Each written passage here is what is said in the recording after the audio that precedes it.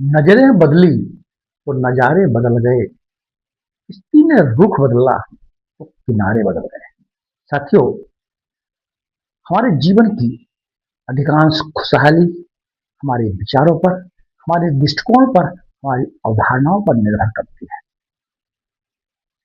Doctor APJ Abdul Kalam, जो कि भारत के राष्ट्रपति बने, मिसाइल मैन के नाम से जाने गए, और उनकी जो आत्मकथा है द विंग्स ऑफ फायर, उसमें उन्होंने लिखते हैं कि जब उनका विद्यार्थी जीवन पूर्ण हुआ और नौकरी के लिए वो प्रयासरत रहे, तो एयरफोर्स में पायलट बनना चाहते थे। परीक्षा दी, लेकिन 8 पद थे और 9वें स्थान पे उनका स्थान था, इसलिए वो चयनित नहीं हो पाए। यदि वो एयरफोर्स में चयनित नहीं हो पाए, क्या उन्होंने सपने देखना बंद कर दिया? क्या उन्होंने अपना प्रयास बंद कर दिया? क्या चिंता और अवसाद में डूब गए? बिल्कुल नहीं। उन्होंने सपने देखे, डीआरडीओ को ज्वाइन किया, इसरो को ज्वाइन किया। खुद तो पायलट नहीं बन पाए, कईयों को पायलट बनाकर अंतरिक्ष में उड़ा दिया, सैटेलाइट अंतरिक्ष में पहुंचा दिया, मिसाइलों को अंतरिक्ष में पहुंचा दिया। रक्षा के क्षेत्र में इतनी महत्वपूर्ण मिसाइलें हमारे देश को बना करके दी, जिससे हमारा रक्षा तंत्र बहुत मजबूत हुआ। हम बात इस विषय पर करना चाह रहे हैं कि हमारे वर्तमान में, हमारे समय ऐसी परिस्थितियां हैं, ऐसा समय है जिसमें खासकर जो बच्चे हैं, विद्यार्थी हैं, युवा हैं, पढ़ाई लिखाई के क्षेत्र में है, प्रतिस्पर्धी परीक्षाओं की तैयारी में लगे हुए हैं। वो कई बार ऐसी सिचुएशंस पैदा हो जाती है, कुछ डिप्रेशन में, अवसाद में, चिंता में और तनाव में आ जाते हैं, जिससे कई आत्मघाती कदम उठाते हैं। इन आत्मघाती कदमों से बचने के लिए आवश्यक है कि हमें यह समझना चाहिए कि मात्र कोई आप परीक्षा दे रहे हैं, अगर वहां आप कथित रूप से, मनोवांछित रूप से आप वहां सफल नहीं हुए, यह आपकी योग्यता का मापदंड नहीं। आप कहीं आपकी योग्यताएं इससे भी बेहतर किसी और दिशा में लग सकती हैं। दुनिया में ऐसे तमाम उदाहरण भरे पड़े हैं।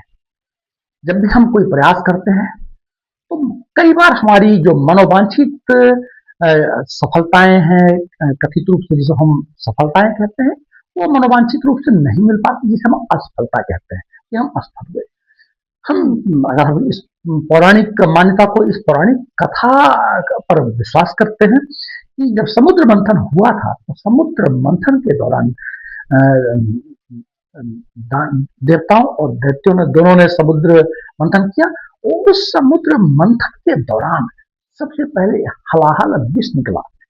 देवताओं का मनोकांक्षा थी कि अमृत निकलेगा, लेकिन पहले हलाहल विष निकला।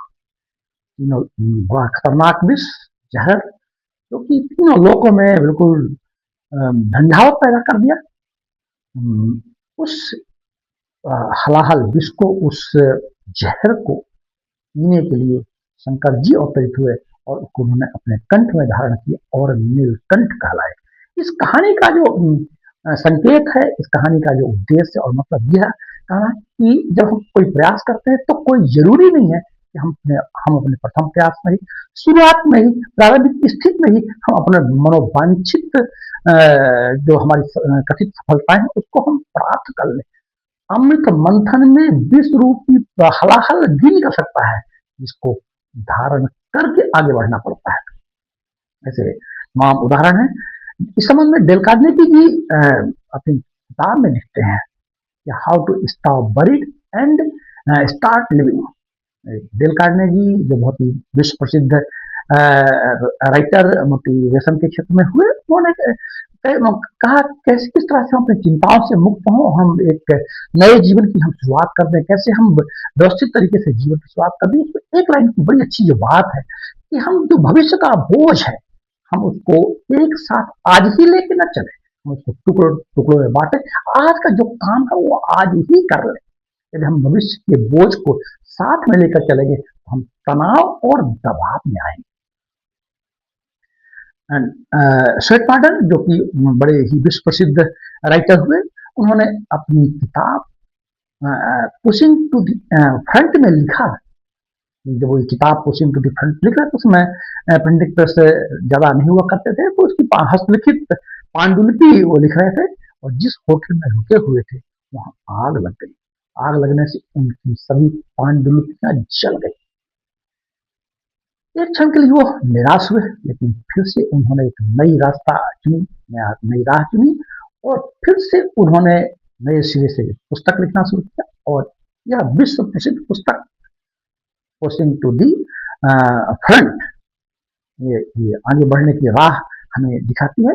ऐसे बहुत सी जो मोटिवेशन के क्षेत्र में लिखी किताबें हैं वो हमें बताती हैं कि निराशा, तनाव और दबाव से बचने के बहुत सारे तरीके हैं। इस खासकर हम विद्यार्थियों के संबंध में हम चर्चा करना चाहेंगे, इसलिए वो अपने इसके क्षेत्र में अपना एक समय का प्रबंधन करें, अपने कार्य को पूरी ईमानदारी से करें, परिवार का वातावरण सकारात्मक हो, अभिभावक और मेंटर्स उनके सहयोगी बने। लेकिन यदि कथित रूप से वह सफलता हमें प्राप्त नहीं होती है तो हमें कोई ऐसी आत्मघाती कदम नहीं उठाना चाहिए जिससे कि हमारा जीवन खराब हो, हमारे परिवार की स्थिति खराब हो। तो इसके लिए तनाव और दबाव से बचने के लिए तमाम तरह के टिप्स हमारे जो आध्यात्मिक क्षेत्र में रहने का काम करने वाले लोग हैं, मतलब वैज्ञानिक क्षेत्र में काम करने वाले लोग हैं, वो कई तरह की टिप्स बताते हैं, उसकी हम चर्चा हम करते हैं। वो ऐसे 7 में से उपाय की हम चर्चा करेंगे जो हमें तनाव और दबाव से बचा सकते हैं।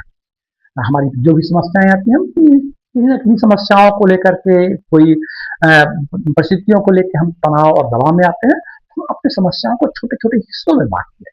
हमारी समस्याएं क्या होता है कि जो हमारा मन होता है, मन हमारा एक करके मैग्नीफाई ग्लास की तरह काम करता है। हमारी अपनी समस्याओं को उस विचार करके, चिंतन करके, सोच करके उसको आवर्धित कर देता है, उसको बड़ा कर देता है। हम अपनी पूरी समस्या को छोटे छोटे टुकड़ों में बांट कर लें और यह देखें कि हमारी समस्या की है क्या, जो हमारे नियंत्रण में है उस पर हम ध्यान दें, जो हम कर सकते हैं हम उसको पूरा कर लें। हम जानते हैं जब महाभारत का युद्ध हो रहा था, अर्जुन युद्ध में थे, एक तरफ उनके तरफ कर्म था, दूसरी तरफ उनकी तरफ भावनाएं थी। उनके परिवार के लोग युद्ध क्षेत्र में थे। तब श्री कृष्ण ने उन्हें संवाद में कहा था कि अर्जुन, तुम्हारे हाथ में तुम्हारा कर्म ही है, कर्म पर ही तुम्हारा नियंत्रण, आप अपना कर्म करिए। तो हम अपनी समस्या को छोटे छोटे टुकड़े में बांट लें और जो हमारे नियंत्रण में, कर्म ही हमारे नियंत्रण में है, हम जो हम कर सकते हैं उसको हम उस पर पूरा ध्यान दें। समय का समुचित प्रबंधन करें, समय को प्लान करें और उस समय का पालन करें। जो हम हमारी पढ़ाई के क्षेत्र में, कर्तव्य के क्षेत्र में, और हम नौकरी करते हैं, व्यवसाय करते हैं, जो भी हम काम करते हैं, उस हम अपने समय को मैनेज करें और उस जो हमारा मैनेजमेंट है उसमें प्रायोरिटी तय कर लें, प्राथमिकता तय कर लें कि हमें कौन सा काम पहले करना है। साथ ही मन को स्वस्थ रखना है, शरीर को स्वस्थ रखना है, नींद लें और संतुलित भोजन करें, रोज थोड़ा व्यायाम करें, पैदल चलें, किसी विश्वसनीय व्यक्ति से बात करें और नकारात्मक चिंतन से बचें। इस संबंध में जो अफ्रीका के राष्ट्रपति डॉक्टर नेल्सन मंडेला अपनी किताब में लिखते हैं लॉन्ग वॉक टू फ्रीडम। 27 वर्ष उन्होंने जेल में बिताया। रंगभेद, दक्षिण अफ्रीका में रंगभेद की नीति चलती थी, उसके विरोध में उन्होंने आंदोलन किए थे। 1964 में जेल गए, 1990 में जेल से बाहर आए। उन्होंने किताब लिखी लॉन्ग वॉक टू फ्रीडम। उनमें अपनी परिस्थितियों का वो चर्चा करते हैं कि किस तरह जेल में और जब ये आंदोलन में थे, संघर्ष में थे, तो कितने तनावपूर्ण परिस्थितियों में, दबावपूर्ण परिस्थितियों में उन्हें काम करना पड़ रहा था। ये लोग तनाव और दबाव में टूट जाते, निराश हो जाते तो दक्षिण अफ्रीका के पहले अश्वेत राष्ट्रपति न बन पाते, दक्षिण अफ्रीका में लोकतंत्र का उदय न हो पाता। तो साथियों, उन्होंने इस बात का जिक्र किया है कि हमें तनाव और दबाव से बचने के लिए नकारात्मक विचारों से दूर रहना है और सकारात्मक चिंतन को आगे बढ़ाना है। शरीर को स्वस्थ रखना है ताकि हमारा नर्वस सिस्टम, सोचने की क्षमता, हमारा आत्मबल, हमारा मनोबल मजबूत रहे। इसलिए हम छोटे छोटे प्रयोग भी कर सकते हैं। प्रयोग में बहुत से जो ध्यान और मेडिटेशन के क्षेत्र में जो लोग काम करते हैं उनकी बताई हुई बातें हैं जो मैं आपसे चर्चा करूंगा। जब भी इस तरह की तनाव युक्त वातावरण हो, दबाव युक्त वातावरण हो, चिंता और साथ स्थिति बने, तो हम अपने श्वास को गहरी लें, आमतौर पे हम देखते हैं कि हमारी जो सांस लेने का तरीका होता है, बहुत उथला होता है। हमारी सांस बहुत हार्ड फेफड़ों तक जाती है, थोड़ी गहराई से नाभि तक नहीं जा पाती। यदि हमारी सांस थोड़ी गहरी हो जाए, हम डीप ब्रीथिंग बहुत सारे कोर्सेज चलते रहते हैं, हम यूट्यूब में और सेंटर्स में पड़े हुए हैं। तो यदि हम गहरी सांस लेते हैं, उनको धीरे धीरे धीरे छोड़ते हैं, क्योंकि हमारे श्वास से हमारे जीवन का जो लय है बहुत ज्यादा कनेक्टेड है। हम गहरी सांस लें, हम नियमित रूप से व्यायाम करें और संतुलित भोजन करें और खुश रहने का प्रयास करें, अपने समय का और तनाव का प्रबंधन करें, ताकि हम डिप्रेशन, तनाव, एंजाइटी और चिंता से बच सकें। तो इस संबंध में जो बहुत अच्छी अच्छी बुक्स हैं जिनकी हम चर्चा हमने की है, विंसेंट नॉर्मन विंसेंट पील जो किताब है the power of positive thought, उसको लिखते हैं कि पॉजिटिव थॉट आपकी बहुत सारी जो विषमताएं हैं, विपरीत परिस्थितियां हैं, असफलताओं की चिंताएं हैं, उनको दूर कर सकते हैं। तो the power of positive thinking, इस सकारात्मक चिंतन में बहुत बल है, बहुत ताकत है। ये हमारी आत्मबल को बढ़ा देता है। ये हमारे आत्मबल बढ़ने से हमारा मन की ताकत बढ़ जाती है। कई बार हम अपने मन की कमजोरियों से, छोटी छोटी परिस्थितियों को, छोटी छोटी समस्याओं को राई का पहाड़ बना देते हैं और हम चिंतित हो जाते हैं, जिससे वो समस्याएं और भी जटिल हो जाती हैं। तो साथियों, हमें परीक्षा के क्षेत्र में, नौकरी, व्यवसाय, प्रतिष्ठा, कहीं किसी भी क्षेत्र में हम हों, तनाव और दबाव से बचने के लिए हम अपने चिंतन को बेहतर रखें। अपनी जो हमारी नजरें हैं, तो हमारा दृष्टिकोण है बहुत ही पॉजिटिव हो, बेहतर हो। हम अपने समय का सदुपयोग करें और कार्य के प्रति तो समर्पण होना ही चाहिए। गीता हम सबके लिए बहुत ही श्रेष्ठ ग्रंथ है, जिसमें कहा ही गया है कि कर्म पर ही हमारा नियंत्रण है। हम अपने आप का मूल्यांकन कर लें कि हम बेहतर तरीके से कर्म जो हमें बताया गया है, जो हमें दिया गया है, जिस फील्ड में हमें, वो हम ठीक से कर पा रहे हैं या नहीं। जब कर पा रहे हैं तो हम बिल्कुल मान करके हमें चलना चाहिए कि हम कभी भी ऐसी स्थिति नहीं निर्मित हो पाएगी कि जिसे हम असफलता कहते हैं। असफलता कुछ होती नहीं। कहा गया कि या तो हम सीखते हैं या तो हम जीतते हैं। थॉमस अल्वा एडिसन, जो कि बल्ब का प्रयोग कर रहे थे, बल्ब बना रहे थे, जहां परीक्षण कर रहे थे, उनके प्रयोगशाला में ही आग लग गई थी। बहुत सारे सामान उनका जल गया था, लेकिन उन्होंने हार नहीं मानी और ये अपने दृष्टिकोण को आगे बढ़ाते हुए और दृष्टिकोण में सकारात्मक चिंतन लाते हुए उन्होंने बल्ब की खोज कर दी। ऐसे तमाम हजारों उदाहरण दुनिया में भरे पड़े हैं। जय हिंद, जय भारत।